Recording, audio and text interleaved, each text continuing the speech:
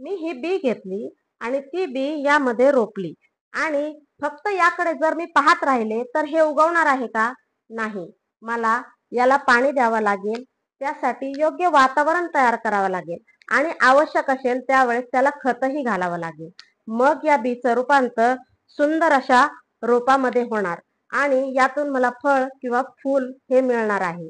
मग मॅनिफेस्टेशन म्हणजे हे बीज आणि आपली रियालिटी म्हणजे त्यापासून तयार होणारं रोप किंवा फळ. आणखीन एक उदाहरण द्यायचं झालं तर आपण सर्वच जण गुगल मॅप हे वापरत असतो.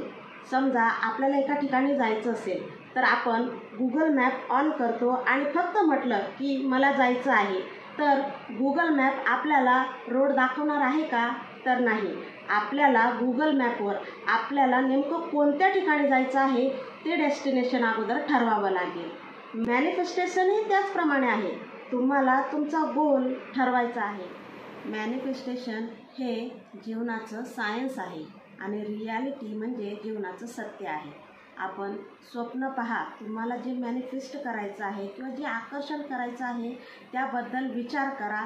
त्यासोबत तुमच्या भावना ह्या जोडा. भावना ह्या पॉझिटिव्ह असल्या पाहिजेत आणि त्या रिलेटेड तुम्हाला ॲक्शनही घ्यायचे आहे. हे पहा, युनिवर्स हे फक्त त्यालाच मदत करतो जो व्यक्ती स्वप्न पाहतो, मॅनिफेस्ट करतो आणि त्यासाठी ॲक्शनही घेतो. मित्रांनो, तुम्हाला काय मॅनिफेस्ट करायचं आहे हे मला कमेंट करून नक्कीच सांगा.